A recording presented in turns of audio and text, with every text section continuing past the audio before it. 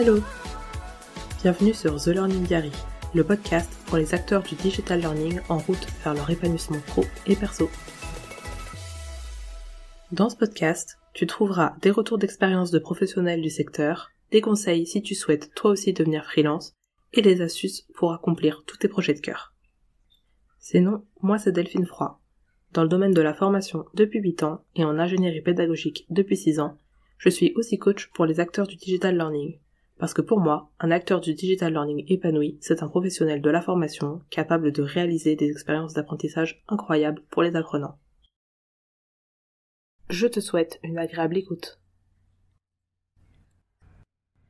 Pour ce nouvel épisode, j'ai le plaisir d'accueillir Claire Noyer, que vous avez déjà entendu dans les anciens épisodes, Christophe Tillier, mon premier formateur en e-learning, indépendant depuis plusieurs années, marié à Alice, qui est aussi freelance, et ils sont parents tous les deux de 2 petites filles. Amandine Prélat, ingénieure pédagogique dans les domaines scientifiques. Et à la fin, j'ajoute aussi mon retour d'expérience, m'étant lancée en freelance quand mon fils avait 4 mois. Il a aujourd'hui 3 ans, donc il est toujours en bas âge, avec tout ce que ça inclut. Pourquoi est-ce que je te parle de ça ? Parce qu'aujourd'hui, on parle de concilier vie professionnelle et vie personnelle. C'est pour moi la première liberté en tant qu'indépendante que d'avoir cette chance de pouvoir concilier ma vie professionnelle et ma vie personnelle de manière un peu plus harmonieuse. C'est-à-dire que cette liberté de l'indépendant, de ne pas avoir d'horaire auquel un patron attende que je sois là ou que je ne sois pas là, et d'être finalement totalement libre des plages de temps où je choisis de travailler ou plutôt de faire autre chose, ça c'est vraiment une grande chance. C'est vraiment une liberté inouïe. Ça ne veut pas dire qu'elle est simple à manier. Comme toute liberté, elle génère ses propres contraintes. Du coup, il y a des moments où forcément la vie personnelle prend du temps, beaucoup trop de temps, et finalement on réalise qu'on accumule des retards de travail, je réalise que j'accumule des retards de travail parce que j'ai laissé passer ma vie personnelle sur le devant de la scène. Et puis à l'inverse, il y a des moments où la surcharge de travail peut être telle que je ne suis plus disponible pour les choses personnelles qui pourraient m'intéresser ou remplir mon cœur de joie. Donc c'est toujours un exercice un petit peu d'équilibriste de concilier les deux. Néanmoins, quand je regarde mon agenda, je trouve que cette harmonie, elle se crée avec encore des tensions, mais c'est possible. Et surtout, j'ai le choix de le faire en fait. Il y a vraiment des moments où je peux me dire « Ah ben non, mais ce jour-là, je ne travaillerai pas parce que personnellement, j'ai quelque chose de plus intéressant à faire. » Et donc, je fais ce choix-là. Je ne vais pas dédier cette plage de temps à mon travail. C'est une plage de temps qui est pour moi une plage personnelle. Et je travaillerai à un autre moment. En fait, la contrepartie, c'est ça. C'est que je vais moduler mes disponibilités vraiment en fonction de ce qui m'intéresse. Un exemple concret. Tout de suite, exactement au moment où j'enregistre cette réponse pour le podcast de Delphine, je reçois un coup de téléphone d'une amie qui est aussi une partenaire, mais c'est d'abord une amie, qui me dit « Oh, je suis pas loin, ça te dit qu'on déjeune ensemble ?» Je regarde mon agenda et là, c'est un peu la panique. C'est peut-être pas raisonnable, hein, j'ai vraiment beaucoup de travail aujourd'hui. En même temps, l'attrait personnellement, il est suffisamment fort pour que je me dise « Ah oui, ouais, j'ai envie de venir, je réfléchis vite. Ah mais en fait, demain matin, j'ai encore de la souplesse pour faire ce que professionnellement, il me reste à faire. Allez, banco, je dis oui, je viens au déjeuner et puis je décale mon travail. Demain matin, ça devait être un temps perso. Finalement, je finirai ce que j'aurais pas eu le temps de faire sur le temps du déjeuner aujourd'hui. Parce que je vais y aller, ça y est, c'est officiel.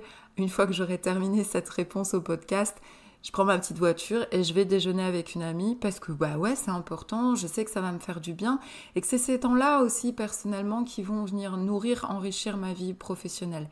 Mais ça, j'y reviendrai lors d'un prochain podcast, je crois. Allez, bon appétit tout le monde!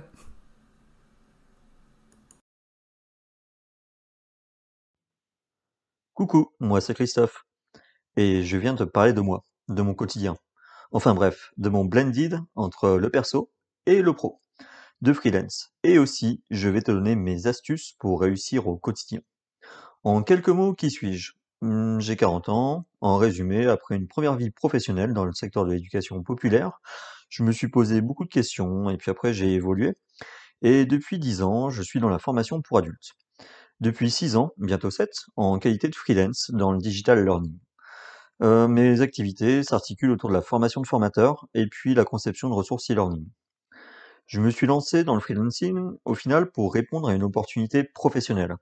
Celle-ci était propulsée par mon tout premier client, un organisme de formation à Paris, m'ayant confié ma toute première formation de formateur en présentiel. Waouh! Un cycle de concepteur e-learning avec tout à faire une mission passionnante à relever. Départ en covoiturage, logement Airbnb, une vraie aventure, je ne te raconte pas. Pour situer cette intervention, nous étions en mars 2016. Et en fait, je vais m'en rappeler toute ma vie de cette première intervention. Car le dernier jour de cette intervention, de cette formation, j'ai reçu un petit texto de mon épouse pour m'informer que nous attendions notre première fille, Ambre, qui arrivera quelques mois plus tard. Donc, comme tu peux le voir, dès le démarrage de cette activité de freelance, cela résonnait avec des événements personnels. À ce moment-là du podcast, il me semble important de t'expliquer mon quotidien. Alors, je partage ma vie avec Alice, qui est mon épouse depuis 5 ans, ma compagne depuis 13, et qui est elle aussi freelance. Elle a démarré, elle, depuis 3 ans, un peu moins longtemps que moi, mais bon, elle a une première vie comme infirmière et s'est orientée vers le métier de graphiste et puis maintenant de conceptrice e-learning. Nous partageons le même bureau et aussi 2 charmantes têtes blondes qui sont, à notre sens, la source de notre énergie qui nous anime au quotidien. À noter, ce bureau partagé se situe à notre domicile, que nous avons arrangé de manière à trouver un véritable espace de travail. Mon quotidien, c'est aussi parfois de me déplacer pour animer des formations. C'est très souvent que des amis ou des personnes de notre entourage s'étonnent ou voire sont admiratifs de voir cette union à la fois personnelle, mais aussi qui s'est étendue sur le pro. Étant à 400% concerné dedans, j'avoue avoir un peu de mal à me remettre en question et à comprendre le pourquoi du comment. Il nous arrive régulièrement de collaborer ensemble sur des projets communs ou bien tout simplement de s'entraider en répondant à des questions de l'un ou l'autre. Et donc, vie pro et vie perso à la sauce Tillier. Donc, je pense que c'est avant tout une question d'équilibre, d'organisation et de bon sens. Donc, notre recette pourrait être la suivante. Premièrement, un lieu de travail matérialisé, respecté et reconnu par tous les membres de la famille. Par exemple, les filles ne viennent jamais jouer dans le bureau, et nous y rendons très rarement le week-end. Autre point de notre recette miracle, ça doit être le fait d'avoir des horaires de travail qui sont aussi sous le joug d'une horloge contrainte par le rythme de nos filles. Et donc, pas de réunion avant 9 heures, et puis dès 17 heures, on se rend disponible et présent pour nos enfants. Enfin, au moins un des deux. Et après, le soir, après le moment du coucher des filles, bon, il m'arrive souvent d'aller en semaine retrouver mon joyeux bureau et de savourer la quiétude sans email, sans enfants, sans appel client. Et là, j'avoue que j'apprécie, mais c'est aussi parce que je le veux bien. Je pense que tout le monde s'y n'a peut-être pas non plus l'envie de revenir au bureau à 21 heures, mais bon, ça c'est mon truc. Autre point de notre recette pour conjuguer vie pro et vie perso, c'est sans doute une communication sans ambiguïté pour pouvoir osmoser nos relations. Voilà, donc ça c'est très important, tout comme le fait de précipiter des moments un peu insolites, un peu exceptionnels pour pouvoir s'entraîner vers le haut, se tirer vers le haut. Voilà. J'avoue que j'aurais du mal à faire machine arrière et que je suis très content d'avoir construit ma vie professionnelle en parallèle à ma vie perso. Et j'ai l'impression que les deux se nourrissent l'une de l'autre. Disons que sphère pro et sphère perso fondent ma propre personne, et en retirer une me rendrait totalement déséquilibré. Alors au final, autant les faire cohabiter et vivre ensemble, car au final, on en fait une force et même une motivation. Non loin de tirer une vision idyllique et évangélique de ma situation, elle est à mon avis à l'heure actuelle compatible avec nos souhaits, notre mode de travail et nos velléités. Voilà, j'espère que cette petite moment de partage t'a intéressé et au plaisir.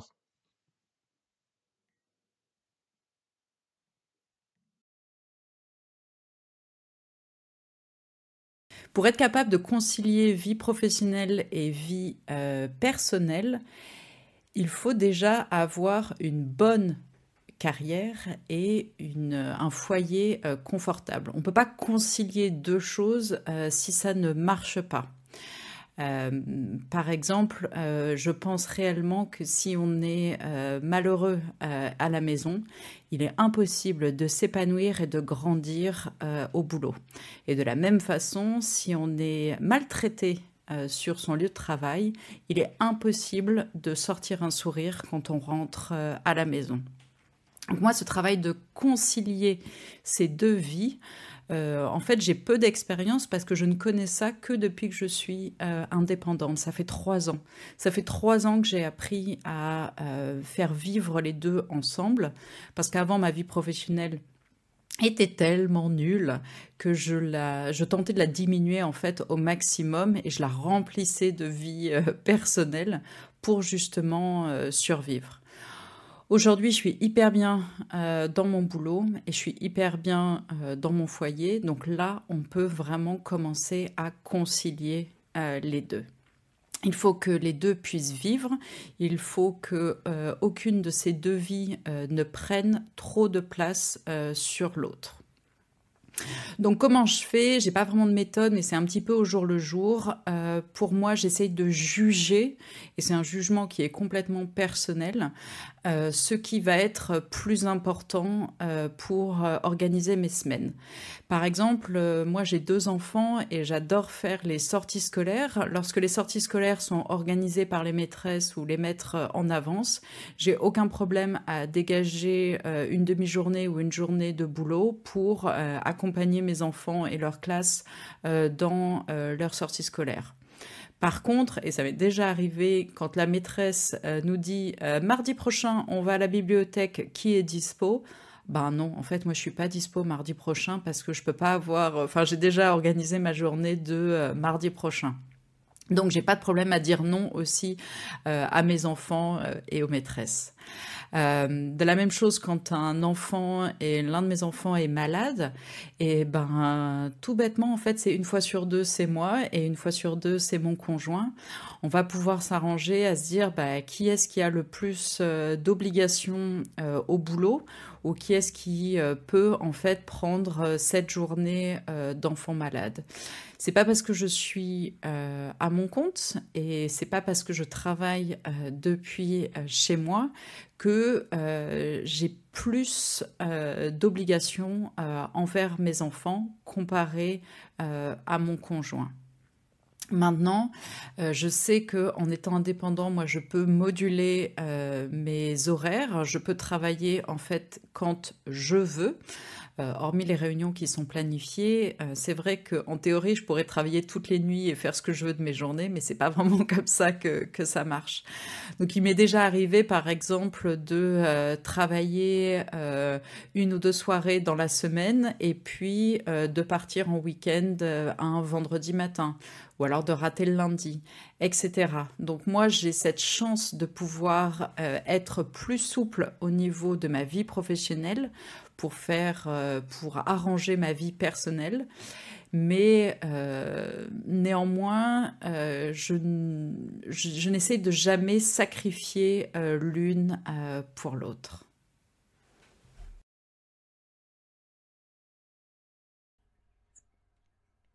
Ma petite astuce pour concilier vie pro et vie personnelle, la chose que j'ai pris le plus de temps à mettre en place, c'est de ne pas chercher à séparer les deux.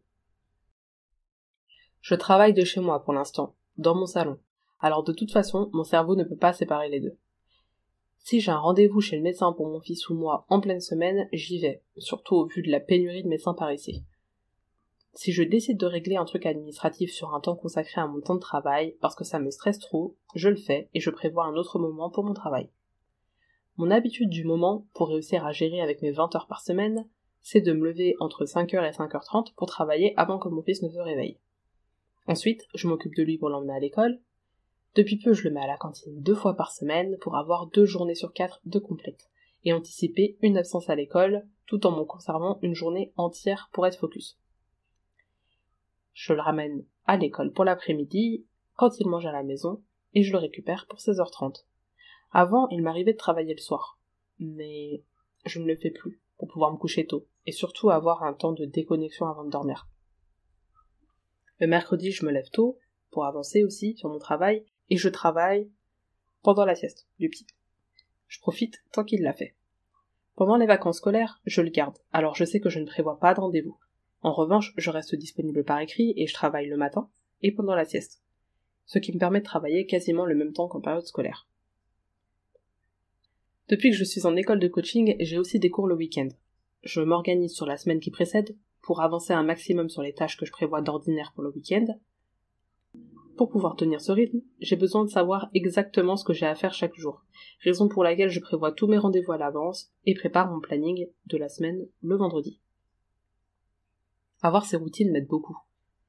Tu n'es peut-être pas fan des routines, je sais que certains se sentent étriqués dedans, mais elles offrent un certain cadre à tes journées lorsque tu as beaucoup de choses à gérer et elles ne sont pas obligées d'être lourdes.